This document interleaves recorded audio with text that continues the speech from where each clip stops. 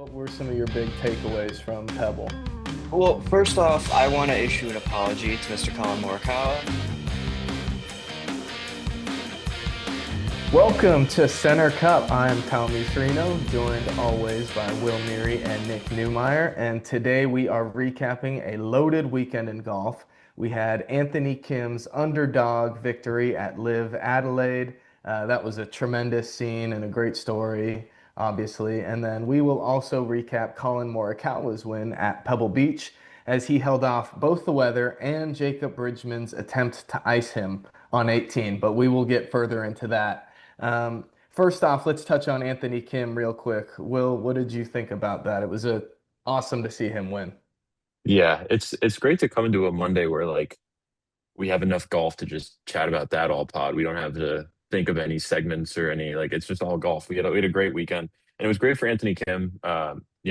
Obviously there's lots of questions about what he's been through and all that stuff, but regardless, really cool to see his like rebound where he's at now. I'm gonna do a very, very abbreviated history lesson because I know that I needed it personally because I'm 26 now.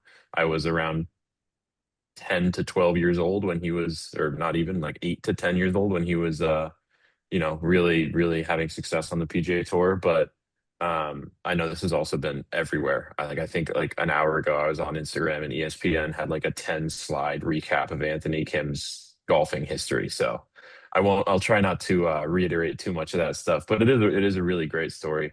So just to put this in the context of what happened this weekend, obviously, like you said, Anthony Kim won, shot 23 under, was in a final group that was him, John Rahm, and Bryson DeChambeau, and he was, I believe, 5 shots behind both of them going into the final round, and then he shot a bogey-free 63 to beat both of them, and neither of those guys really put up much of a fight. I think Rahm was 1 under, DeChambeau was 2 over, so it's not like he, was fighting behemoths that were at the top of their game on Sunday, but nonetheless impressive. But yeah, so it had been 5,796 days since he won on any tour. His last win was the Shell Houston Open in April 2010, which is so long ago.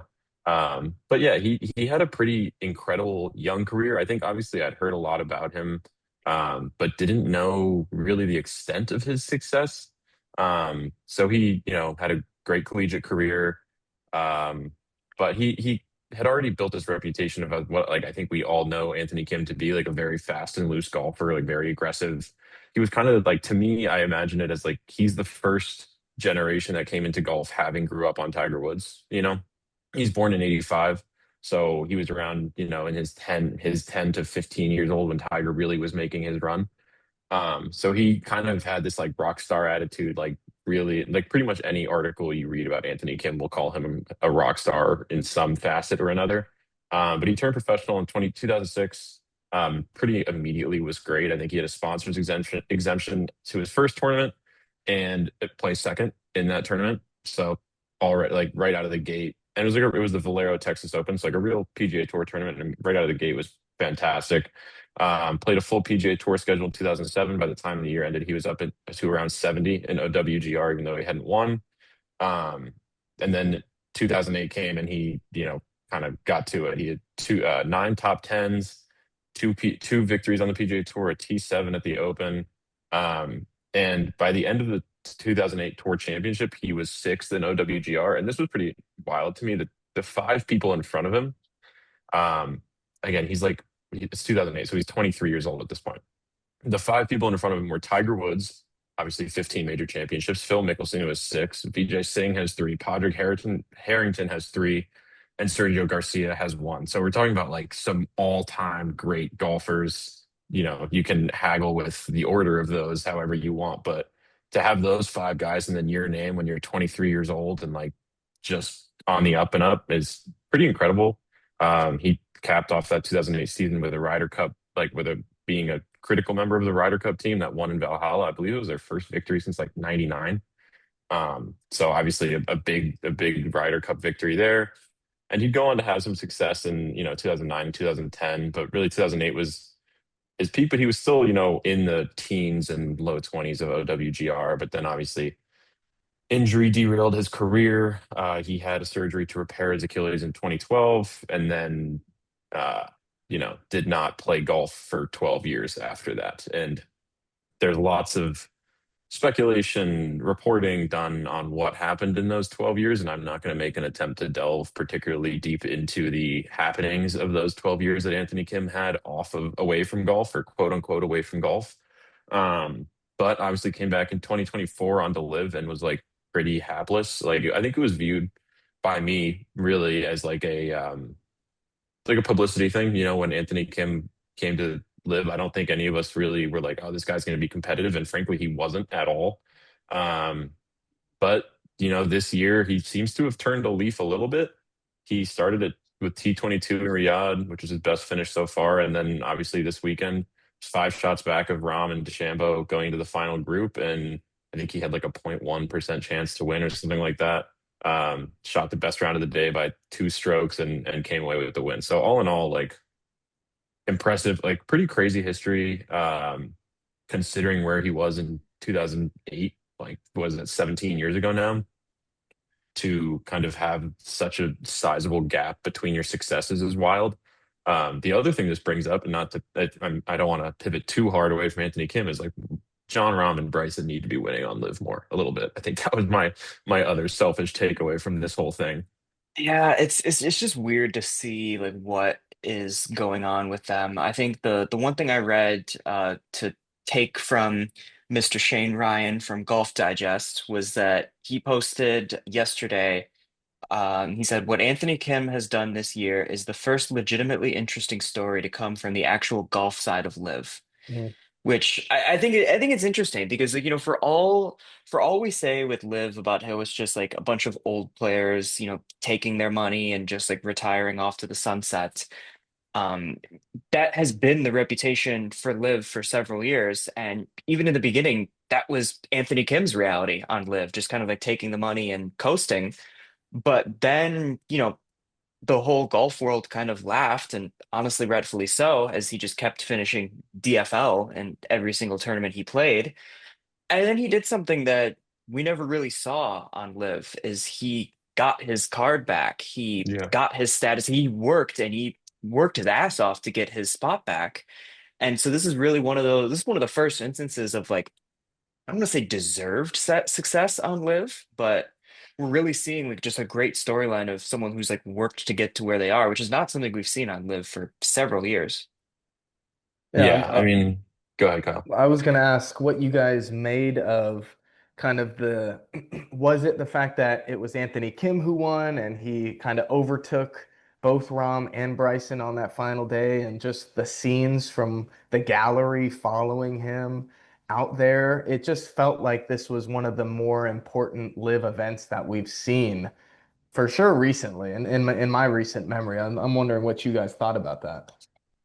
I mean, for starters, it's Adelaide. Like that's one of their biggest events of the season. We're gonna ignore the fact that Live Golf Riyadh averaged about 19,000 American viewers on TV, but first off, it was Adelaide. Like that's their biggest one. There's obviously going to be like a lot more hype there, but I think just everybody kind of rallying around Anthony Kim and just seeing like he's obviously, he's someone that's worked very hard on the golf side, but also like what he stands for, like coming back from, he's been very vocal about overcoming substance abuse, like being a mental health champion. Like he's someone that, maybe you didn't like him when he was on the PGA Tour, but now this is a new Anthony Kim. This is someone that is really aware of where he sits in the golf world, and it's just a heartwarming story that you want to root for.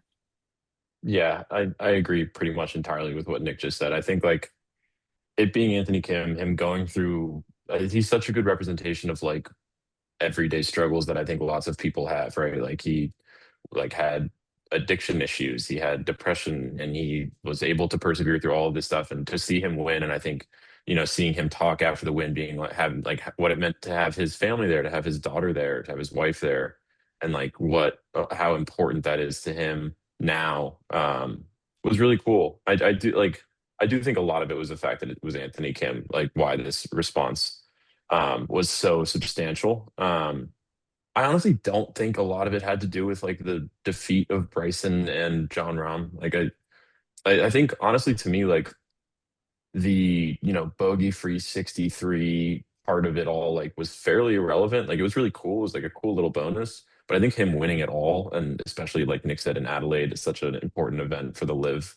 Or was like pretty pretty wild. And he has now won the same amount of times as what is it? I guess John Rahm hasn't won since 2024. So he's won more golf tournaments than John Rahm on Live Golf since 2024. And he's won the same amount since 2023 as John Rahm plus Bryson on Live. So there's something to be said And for that. and Phil Mickelson. And Phil Mickelson, yeah, why not throw him in there? Obviously, there's some differences there with how Rahm and Bryson have performed in majors, which is quite well over the last year or two. But no, I think it's a fantastic story. I mean, obviously, it's gotten a ton of coverage this week, rightfully so. So, I don't want to repeat too much of what we've all said and what everybody said this week, but definitely worth, bringing up and shining a light on a little bit. Yeah, I And mean the shot of his daughter running up and him hugging her, and that was just such a cool moment. And then him getting embraced by his teammates and stuff was cool too. I think, it's like any what do we love sports? We love people or teams who dominate and win all the time, and we love good personal stories. And this one's in the good personal story category. I think you bring up a good point too, is like why is John Rahm not dominating on Live? Why is Bryson DeChambeau not dominating on Live? I think it's really it's just an interesting thing to look at. I feel like and I read this somewhere, I'm not going to claim this as my own thought, but I feel like John Rahm is a great golfer. He's one of the best in the world, but I don't think he fits the profile of Live. I think he's there to golf. He's there to win, but amidst like all the craziness of the tournament, I feel like it doesn't really fit his game. I don't think he's really been able to like really focus and compete at his highest level there. It's probably why he does better at majors than he does at his live events, if I'm Yeah. being honest.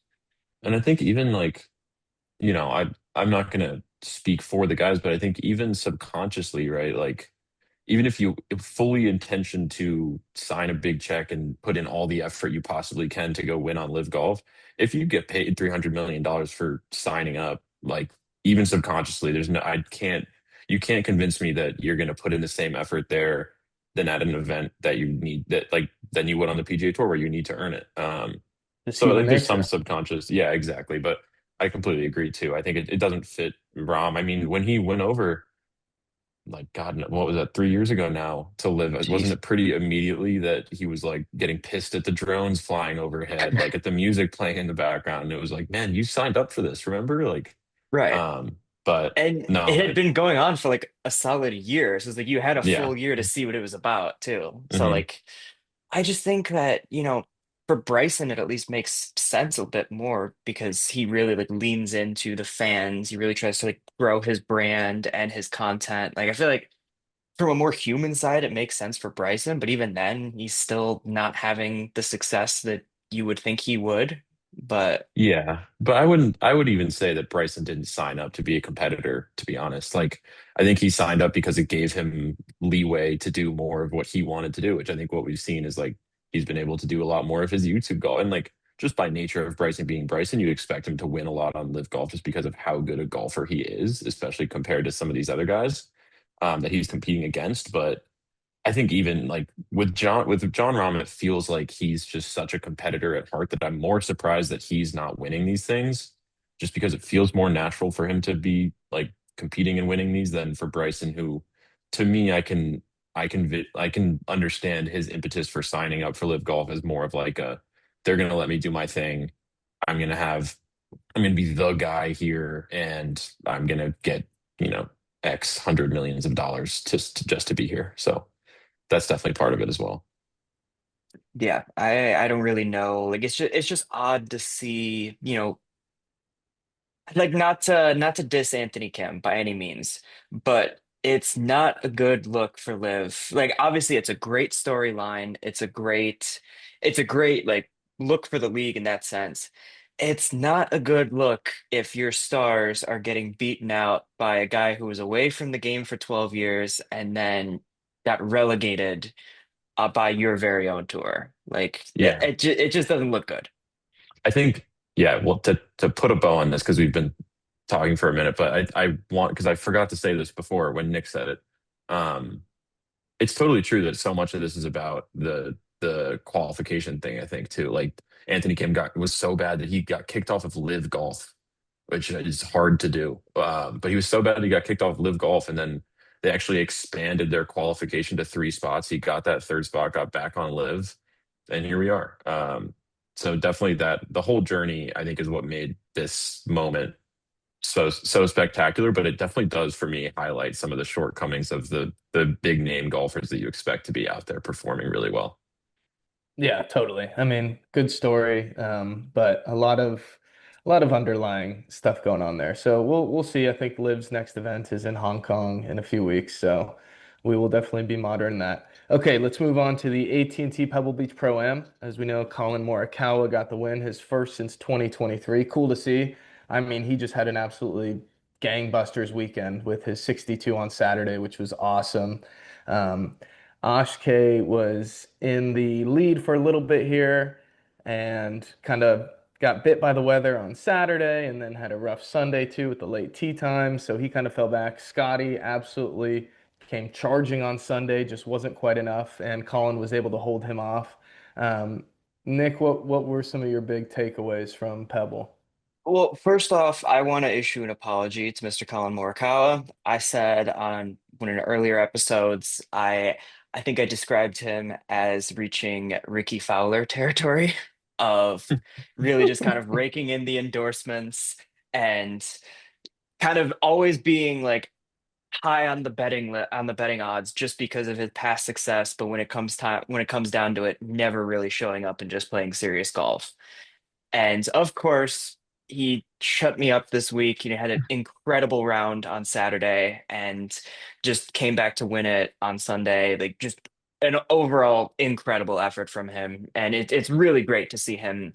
I remember it coincided with when I started watching golf. When I started watching the PGA Tour was when he was first coming up as a rookie. And I remember it took him so long. I think he had more wins than missed cuts at one point. And he was just someone that I really enjoyed watching. He was always really fun to watch, and I'm really happy to see him back in the winner's circle and at an event like Pebble Beach to boot. Like just Well, really just yeah. happy for him. But your apology, I'm sure he'd accept. But I honestly, like, you were totally right to say what you said too. I think it was when we were talking about who the next to potentially have the career Grand Slam would be other than Right? Scotty Yeah. Scheffler, right? And I think we kind of were like, well, Colin has two of them, but like, come on, like, what evidence has he showed us that he's gonna do that ever again? And I mean, now, like, I think I texted both of you the second he won. I was like, I gotta start looking at his Masters odds right now. Like, gotta that I mean, because he always plays well at Augusta. But who knows? I mean, he looked great, and I think Nick, you said it perfectly when you texted us on Saturday in the midst of his 62, and he drew an iron shot into a tucked left pin to like 2 feet, and you were like, "Holy shit! If he's drawing irons into left pins, like we might have a real situation on our hands." Like he looked totally in control. I mean, we'll talk about the icing on 18, but to be able to wait 20 minutes and then just like, sure, I'll hit like a big fade 4 iron with the wind from 230 and Over leave the myself, rocks, over the yeah, ocean. Over the started out over ocean. the ocean. Ballsy, man. Yeah, dude, that hole just looks impossible. I mean, I don't I'm totally understanding Jacob Bridgman right now, and what happened to him. But no, dude, I'm a Colin apologist. Um, I know he puts shoes on his dogs, which I think is something that No Laying Up talks about a lot. So I'm not going to pretend that that's my bit, but it is a tough thing to advocate for when there's a guy putting shoes on his dog. But man, can he golf? And when he's playing well, when the irons are sharp, it's just like hard to beat. And he missed a couple. I know he missed one short putt on Sunday, at like on one of those draw irons to a tucked pin. He had like a 3 footer, just misread it. I mean, those greens, man. This tournament was great. And just to like bring it back to big picture, I had a ton of fun watching this weekend. I mean, the leaderboard was stacked. We had weather on Sunday. I mean, we had, three-way ties on Sunday at like 19 under, I believe, with random guys popping in and out, making eagles, making bogeys. It was a really, really well done tournament. I thought I was a little bummed, but it was the right move to move all the tee times up on Sunday by an hour. It ended up playing out correctly. I mean, we saw on 18, it was about to become unplayable, I think. They Yeah. couldn't get balls to stay It still. it never got as worse as I think they thought it was. It's interesting because I don't know if it was Friday or Saturday, Akshay had a 5-stroke lead at one point, and Mm, then it just kind of disappeared. And I think the weather definitely played a little bit of a part into it, but it didn't factor as much as I thought it might. Well, because I yeah. remember, I think we said on Saturday, we were talking, we said, how much of a lead does Akshay need to take into the final round to feel safe? And Hmm Will, I think you said like 7 or something like Yeah. I that. said 6 or 7. Sorry. Come on, man. That is what I said. Just objectively. But yes. Oh, okay. But yeah, so he had was it a 3-stroke lead and obviously wasn't safe. And it just the weather was the great equalizer. And I think the one thing that I'm really excited for is, to kind of draw it back to, pun intended, draw it back with the major conversation. The US Open 2027 is at Pebble. Mm. Oh, it's true. Next year we're back. Yeah. And And they so had some of those new tee boxes up this week that they were testing out a little bit for the US Open. yeah, so I'm really interested to see um how that plays out. I think that could be very good for Colin. Do we want to talk Scotty Scheffler? Absolutely, we have It's to. yeah, take you go for it, Nick. Start it off. I have thoughts. What the hell is happening, guys? Like He's just trying to it, level the playing field, I Yeah, do you think. it's want my yeah, conspiracy is that this is entirely intentional. Has to I be. I honestly believe it. Like he's just maybe he just like maybe Rory left his little like playbook open in the locker room and he kind of figured out the whole like shoot yourself out of the tournament on day one, come back on Sunday. But it's just incredible to have that effect of you shoot that opening round and I fully believed he was still in the to win the tournament and he did not, he statistically was in it until, Minwoo Lee finished at 21.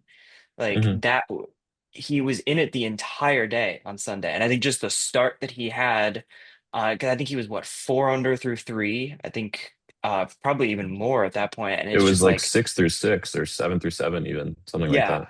And it's like, he's coming. And I think what everybody was saying is like if you're one of the later tee times, how do you not look up at the leaderboard and be like, oh shit, like he's coming. Yeah, I mean, to put it in perspective with what we saw last week, just to refresh the background. I mean, at the WM and this week, both weeks, he lost more than 2 strokes to the field in his first round, and then like kind of slowly came back Friday and Saturday, and then just like Sunday stepped on the gas. Looked like he was going to win. This time he was tied for the lead, somewhere like halfway through the back nine. I think there was a tie at 18 under briefly, maybe. Um, that wouldn't have been, but yeah, he was tied for the lead at 18 under at some point on Sunday. And it seemed like he was going to win it, honestly. Like he had the mojo going. He got out in front of the weather a little bit. Colin was able, if like Colin and Minwoo were just able to make clutch birdies at the end that like separated them. I mean, Colin birdied 2 of the last 3, right? Including like 18 and Yeah. 17 or 18 and 16. He didn't birdie 17, but 18 and 16.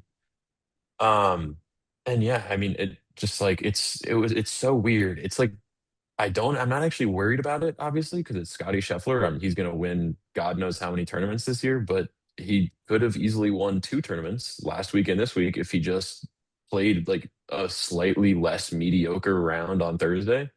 Um, Is like there to, something to be said for going into Sunday knowing you need to post a certain score and maybe he's just playing more aggressive than he yeah, normally would on the first day? That's got to come into play a little bit. yeah, I mean, it's got to free you up too, right? Like just being on Sunday, being like, look, I'll go at these pins and if I don't shoot 61, I don't win and I don't really care. So I might as well Hmm go try to shoot 61.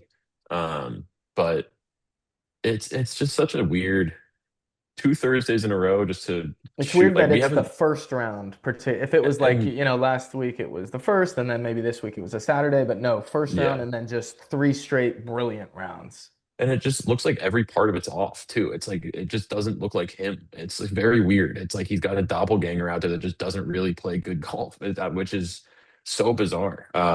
It's I super would weird that it's happened 2 weeks in a row. I would try to like just invert the initials of his first and last name, but that's still Scotty Scheffler. So Still Scotty Scheffler. Yeah.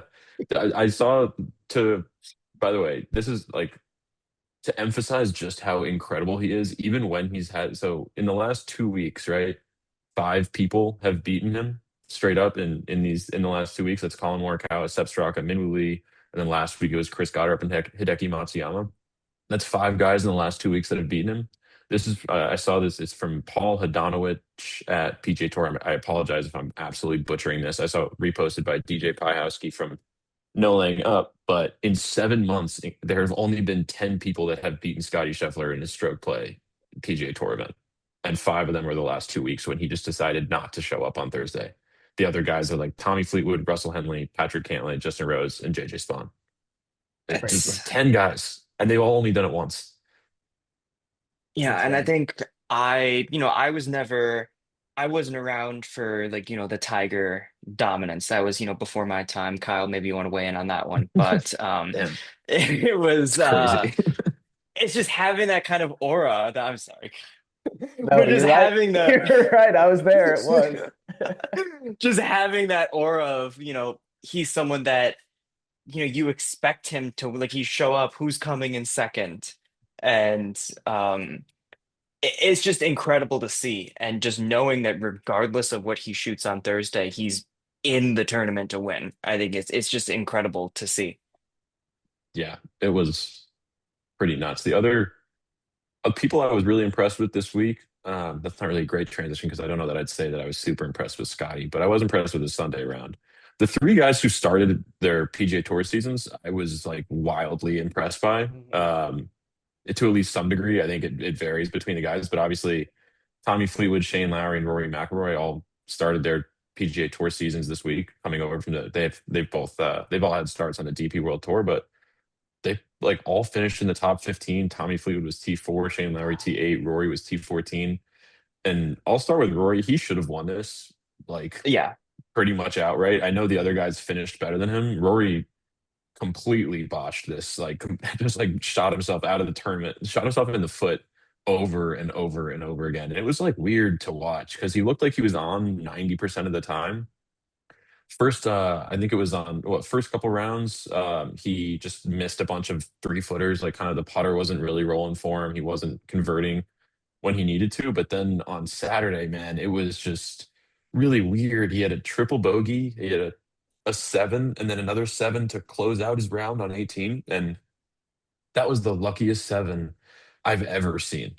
I mean, he went OB right with his first drive, back on the tee, second ball goes into the ocean effectively, hits the seawall, and ricochets across the fairway, and he's able to Oh make a God, double that was bogey. I incredible. mean, it like easily should have been a nine. Like he should have been hitting his fifth from the tee box. Just a weird. I mean, it was like simultaneously great signs out of him where I was like, man, if he just didn't shoot himself in the foot, he'd be at. He finished at 17 under. He easily had, 9 shots, 10 shots of unforced errors. Just and Two doubles in obviously, round one, a triple in yeah, round three, and another double in round three. I mean, that's nine yeah, strokes right there. It's insane. yeah. And you can say like, look, all these guys, the only shots they're losing are unforced errors, right? And like that's true. Sure. But 3 footers and like a driver that just randomly goes haywire on 18 and you're putting it's one thing to be making some bogeys with some bad shots, but if you're just going crazy and putting up huge numbers like that, I mean that's not the Rory McIlroy we know really. But it was good signs that, the first tournament back, he looks like he should have won this thing. Um, and yeah, Tommy Fleetwood and Shane Lowry look great too. I mean, way lame, like way more boring, but both look fantastic. So credit to them as well. Tommy certainly looked fantastic in all his Pebble Beach gear. He did, yeah. He raided the I pro love that shop. so much. It's so It's the great. best. So great. You Nick, want to talk spectacular. Remember that one episode like a really long time ago when one of us said it was just going to be really hard to see Jordan Spieth playing meaningful golf anytime soon, and that just the game wasn't there. Like a really long time ago, one of us said that. mm, hmm, who was Yeah, that? yeah, that guy was an idiot, man. Like we're back. I mean, it was the epitome of the Jordan Spieth experience. Like just firing the round he shot um Monday or on Thursday, excuse me. It was a bogey-free round. It's one of the first times he's had a bogey-free round since May 4th, 2025. You know, a six under 66 at Spyglass, including a hole out on hole nine. Um, so just that's the epitome of the Jordan Spieth experience right there. Like missing the cut, putting yourself at an all-time low, and then obviously being in that position. I think just kind of taking away from the semantics here, like looking at the actual stats, the putter showed up. Like it really looked like how he was in his prime, where he was almost guaranteed from like 15 feet.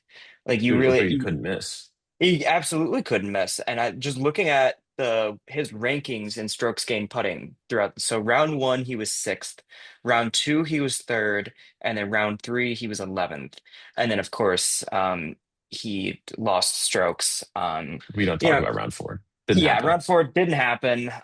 But yeah, obviously nothing else was really clicking that well for him. I think off the tee, it wasn't pretty. The approach wasn't great at all, and he really was kind of getting bailed out by those approach or by those putts, excuse me. And that's obviously not going to last forever. And it caught up with him on Sunday, but it's just really interesting to see him play and just hearing the comments he said on Thursday when he was talking, or it might have even been Wednesday when he was talking about just what went wrong in Phoenix. And I think he said he was telling himself that he was not playing well when in reality he was playing fine. Yeah. Eh, I'm just running out of answers here, guys. But Well, at least he talked this week. yeah, Yeah. now he talks like my God. Well, But so even Nick, I'll ask you, they were talking about it on the broadcast as he's making all these putts, and they're saying, that's hearkening back to his old self. When he's winning, he's making all these putts. And as he's making all these putts, the one thing I thought was, well, he's not going to keep this up. Do you but he did. think when he's making all those putts, he's going to keep making them throughout the weekend, or is this something that I don't know if he can do it for 4 straight days? Well, I mean, he did it for three. Like that's, and that's progress, I Hmm. guess. And so just seeing him get to that point where he can just get those reps of consistently making those putts and feeling like if he leaves himself like 20 feet for par, that he can make those pars, I feel like is very, very good for his game. And obviously, I think he's still like he almost hit a house on Sunday with his opening tee shot. Like the $60 million house. yeah, yeah, I wouldn't have been cheap. But just seeing like he still has a tendency to flare the irons out to the right. Like I think his wrist is there, just getting the hands where he wants them to be. He's still not 100% there. But I think where we're gonna see him really get to where he used to be was if he can get the putter going, I think that can just like launch it, but also getting those iron shots and the approach play is gonna be big. The one thing I really saw was obviously it was such a big deal about the bogey free first round. And I think it's crazy that it's been almost a full year that he had a bogey free round. And just looking at it would have been over 370 days where he had back-to-back bogey free rounds dating back to last year's WM. And so I think that's what's going to keep biting him is for as aggressive or for as wild of a player as he is, there's always going to be that occasional bogey sprinkled in that just kind of just brings him back, brings the momentum back. And it's all about just getting that. I think I almost had a heart attack listening to him, I think on Friday when he hit a shot and he's like, "Oh, Mikey, I'm not swinging it well." I'm like, "You shut your mouth right now. Like don't even like put that in the universe." Also, he was like 3 under on the round when he said that. And that Right. just kind of, Like I was like, dude, that's just mean. Like, we're going to hear that. It's just going to make me sad. Like, come on. You're swinging it right. great, Jordan. And so it's like it's the same questions we're asking about Rory is like obviously the talent is there. I feel like, I've always believed like if you do it once, it means you're capable of doing it again. And so the talent is there, the potential is there. It's just the headspace is the biggest question mark for me heading into this year. But overall, I'm really happy with what I saw from Jordan Spieth this week after just a really demoralizing WM. Yeah, and I'll backpack on the Jordan Spieth, and I titled this section in our notes career resurrections, which probably You isn't could have fair and titled feels a it little Guys mean. of the 2010s. Yeah, I could have. I was feeling a little animosity towards when I was writing this apparently. But Ricky Fowler was another one who I was impressed with this week. Kind of had a similar trajectory where he started off really hot. Obviously for him it was only really two rounds that were great, but he started 66, 64. And I didn't really realize this, I don't think, but he's been top 20 in all three events so far this year that he's played. Yeah, he's been It's like good. barely. It's like a T18, T18, T19. Still But I counts. just wanted to give Yeah. him a quick shout out, and then I have two things on Ricky. One, what are those sunglasses? We gotta take those away from him. He can't be wearing those. They like go down to the end of his nose, kind of. Oh, It he was looks it was a like a travel ball right fielder.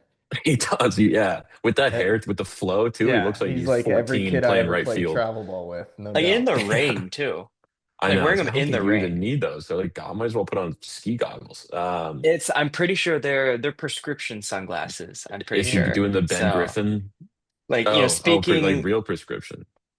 as, the visually impaired, golfing with sunglasses is the biggest pain in the ass Mm. because like I have to switch between my glasses and my sunglasses and like is it sunglass weather, is it not? Like I really have to like make that conscious choice because it involves the effort of swapping out the Well, glasses. So I dude, think once you put the sunglasses on, also, if you're golfing, you cannot take them off. If you take them right, off, you forget how to, you'll start topping balls. The depth perception gets weird. I don't have, I'm not visually impaired, but I do still occasionally dabble in the sunglass category when I'm golfing. right, And man, it's a decision you got to commit to.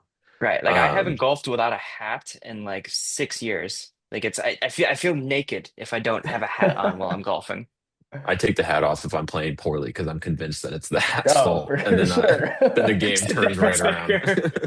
I'm like, no, Dad, like it's the hat. I promise. I promise. I'm about to play better. But the most golf thing maybe I saw this week when I was looking at Ricky's round, just like encapsulating how stupid this game that we love so much is. On Thursday, Ricky hit 13 of 14 fairways and 14 of 18 greens and shot a 66. Pretty good. Great day.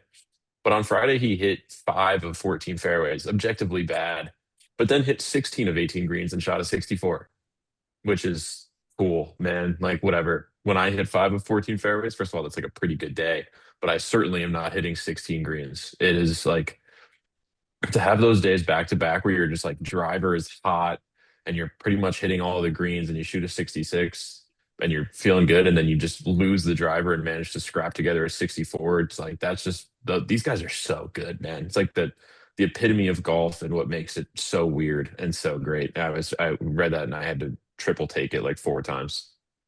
I Yeah. mean, speaking of, people that, we weren't expecting to see, Oh, Will, should we run oh, back the tape? Should we roll the tape yeah, on Nico yeah. Echeverria? Let's, We can let- we let's can let's roll the play the tape. clip. Nico Echeverria, I love you, my guy. I don't think you're winning this tournament. There's a couple guys that Oh, like I can't wait to clip that I after we know win. that's gonna be. I'm just getting content for the team here. Should I go through the whole list so that if one of them Yes. hits, we get good Yeah. content out Just of it? So now in the benefit of hindsight, how we Dude, feeling? bad. I It was was rooting for literally him so hard.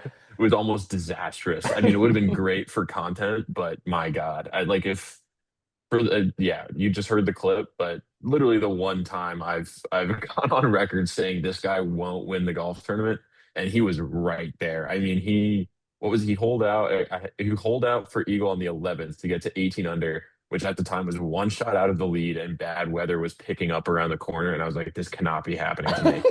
And then he almost hold out again later. Luckily, it was only for birdie, but he like made an up and down par. But my God, he burnt edges.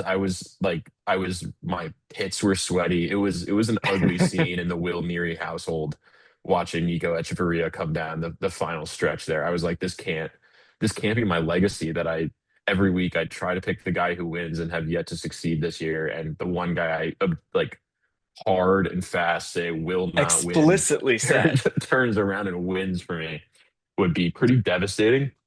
Um, I'm so happy he didn't. A little bit of my credibility remains, not much, but a little bit. Um, you know. So we're still out here. I haven't lost all of the credibility. Somebody just commented on our TikTok, asked me who I like for the Genesis. So I was like, man, I'm back. And also I like Nietzsche for no. Um but yeah, no, it was tough out there for a moment. But we managed to make it. Shout out Collin Morikawa for making sure that that did not happen, and a few others who ended up in front of Nico.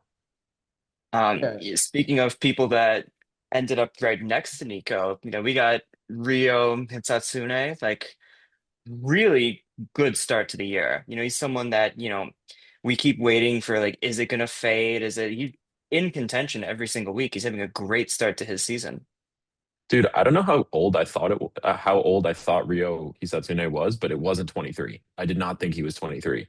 It's crazy. Like he's 23. He already had like a good career on the Japanese tour or on the Japan tour, and then had success in the DP World Tour before coming over to the PGA Tour. I kind of had him like at 27 or something. I don't know why. Maybe that it was just in my head. I was like, I think he's coming on later into his career, but he's only 23 years old, and dude, he's an awesome interview. Like the He's character they're great, getting out great of him, personality. it's so odd. Like I think what was he saying? They're like, why do you take a sip of He your said he's drinking water shot, bottle? he's taking Yeah, shots of Sake sake bombs. sake. bombs. And I then mean, he had to like nobody laughed, so he had to be like, I'm just joking. And I was like, God, I hope they knew that. yeah. But yeah, no, dude, he's awesome. I love it. And he plays talk about like the aggression we saw to Anthony Kim back in the day. He's like Rio is swinging out of his boots every time on the tee. Like he's doing a weird wide step follow through every time he hits a tee ball. He's targeting pins. It's like super fun to watch him golf. Um, Kind of unfortunately a couple weeks in a row now where we've seen him get off really hot and play great and then kind of fade a little bit. He just like can't hold it through the weekend. But you know, all in due time. I'm sure we're going to see him up there on a Sunday soon. I mean, obviously, both this weekend and last weekend, we kind of lost him on Saturday, but hopefully, he can put it together and play well over the weekends. And then obviously Xander looked really good this week. Yeah, T19, but just a little bit more consistent. And the one that I was really sort of happy to see was Ludwig Gobert. Like I will admit, I saw his opening round of 73 on Thursday, and I kind of checked out. 75, Was that 75. 75? It was a Oh, 75. It was ugly. oh, I think that's even he that's had a even bad worse. 18th hole. Yeah, But yeah, so I kind of checked out and I didn't really get back and see his scores until I was just doing some research for today's episode. But he followed it up with um, rounds. He had rounds under par every single day after that. And so let's look. It was obviously 75 and then 69, 66, and 67. Just really great seeing him.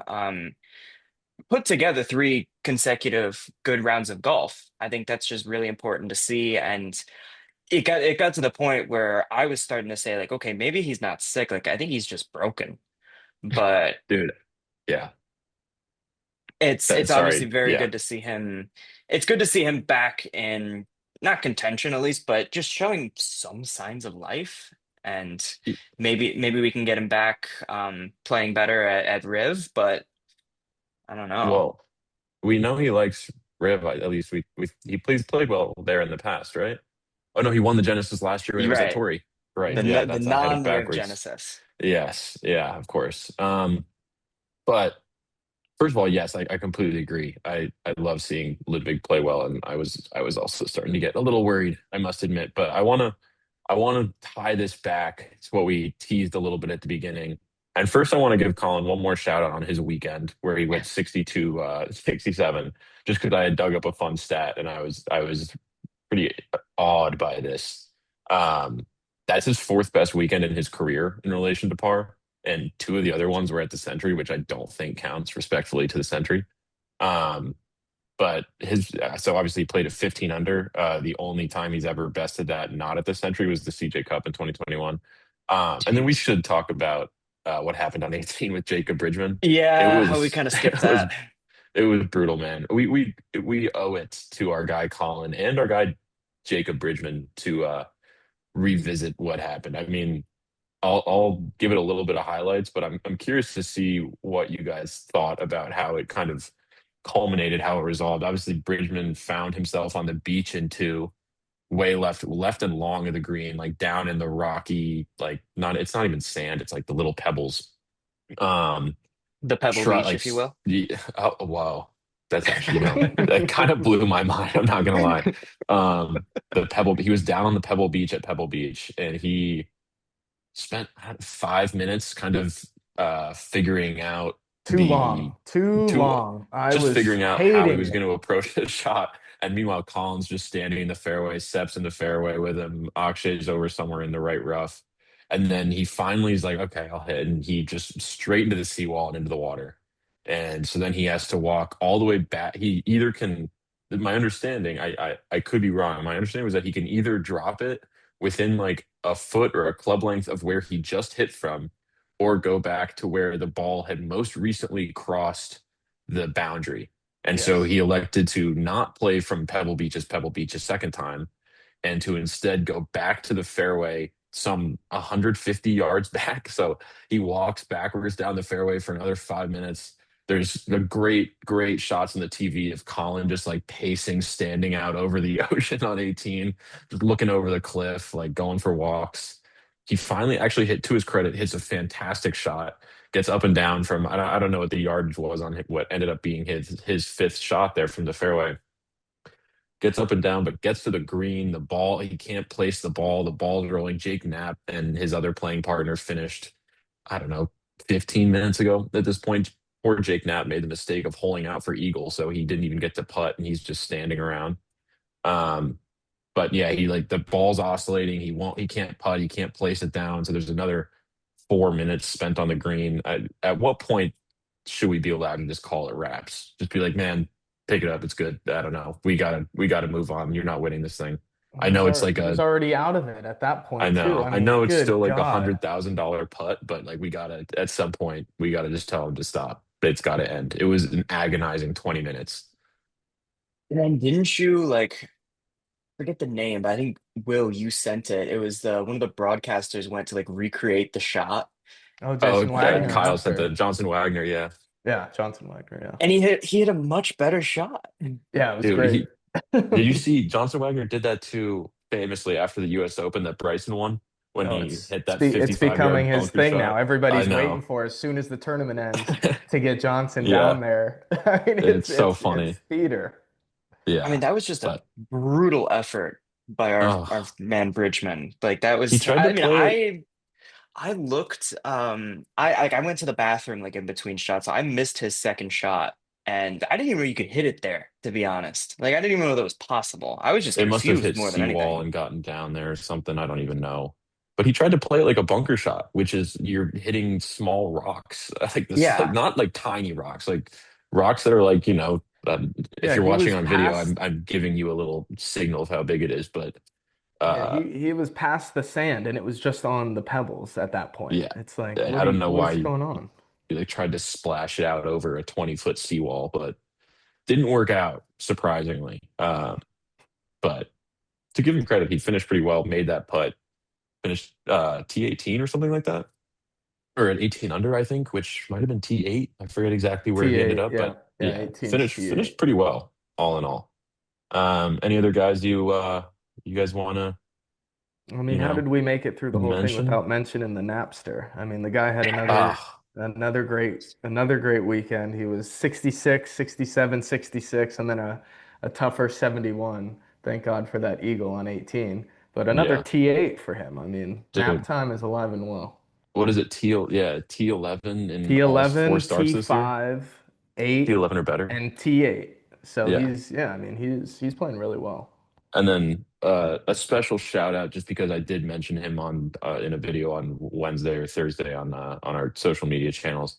Sepp Straka with a pretty outrageous Mm. finish in that weather, and I'm glad that my other picks didn't go well. We don't need to talk about them, but that's okay. Um, I mean, man, Sepp is like known for being a great golfer in weather, and proved that with a birdie eagle finish, like in just like whipping winds Incredible when finish. everybody else is like holding on for dear life. He just, on 17 especially was like playing so hard. I think Akshay hit one up into the stands 40 Hmm. yards right of the pin, 50 yards right of the pin. Collin almost lost the ball into the ocean left. He was in the hay. Steph just hit it to, 15 feet, somehow found it left of the pin and hold the putt for birdie. So I was very impressed with that finish. Do I think it will translate? Not really. He hasn't played well yet this year, other than this one event. And I think a lot of that is, I mean, maybe it gives him a boost of confidence, but I don't necessarily want to extrapolate from this tournament too hard. But a ridiculous finish. Yeah. So what's next? Okay, should we give a quick major update just to see where we stand with the Masters a couple months away? You want to run through that, Will? Yeah, so I mean, you guys can tell me if I'm taking too long here. I'll try to be quick. This is an idea that we had to just kind of give brief updates on how the week affected standings and majors. This week was not that massive of one because Colin, obviously, for a variety of reasons, between his tour championship qualification last year, his major wins, and his position in the OWGR, like he's not worried about getting into majors. But a lot of these events have like significant uh, bearing and on major appearances. And obviously OWGR is really important. And we're only 2 months from the Masters, which is crazy and awesome, but kind of piqued my interest a little bit. So I started looking into what is necessary to qualify for all the majors and how this week affected it. And so just for brief overview of like the main things I was looking at this week is top 15 for the Masters, top 15 OWGR as of the week before the Masters in early April qualifies. For the PGA Championship, it's top 70 in the PGA Championship points, which is just the official money. I don't know why they made that more complicated. I think we should just like nix that, but whatever. US Open is top 60 in OWGR as of the conclusion of the PGA, and Open Championship Open Championship also tracks top 50 in OWGR. But worth mentioning, especially with respect to the Masters, Ricky is not um, exempt to any of these majors right now, Ricky Fowler. And he's currently not in the top 50, but he has jumped from 86 to 69th this year with how well he's played. So that is definitely one to like kind of be watching as we get towards early April to see where, because Ricky, other than winning an event, which would get him into the top 50 anyway, that's kind of going to be the avenue he needs to take to get into the Masters. And most of these, the PGA Championship, US Open, Open Championship is through OWGR. So he was a guy to watch. Other ones, just to shout out quickly, Ryo Hisatsune is at 65th. He's moved up from 127th, which is where he ended 2025. He's also not exempt. Your guy, the Napster, Kyle, is not exempt because he won in 2024, but not in 2025. So he is right now on the outside looking in. He's currently 55th. And if I, was a betting man, which I am, I think he's going to be in that top 50 and be able to Oh yeah. sneak in. Oh yeah. But we're definitely, worth keeping an eye on, and hopefully he can keep up this run of play. Thor Bjornsson played pretty horrifically this week. We didn't talk about it because it was that bad. But he dropped to 48th, so he's barely on the inside. And then Anthony Kim, it's not likely, but it is worth noting. He's up to 203rd in OWGR with this win, so I don't really think that avenue is going to be enough to get him into the Masters unless he knocks off like two more live events, probably. But the US Open and the Open Championship both have exemptions for live players. The US Open provides an exemption for the top player within the top three of the live golf individual standings who is not otherwise exempt as of the conclusion of the PGA Championship. And the Open Championship provides exemption for the top player in the individual standings who is not otherwise exempt as of the conclusion of Live Golf Louisiana. And right now, Anthony Kim is second behind only John Rahm. So he would be that first non-exempt player. Obviously, we are two events into live, so this is not.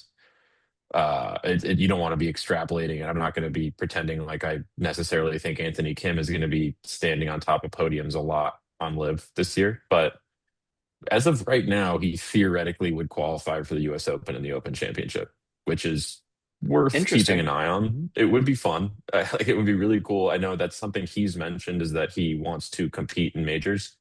But yeah, definitely worth keeping an eye on a lot of those and kind of checking out who's around that bubble on the top 50 of OWGR as we get closer to April.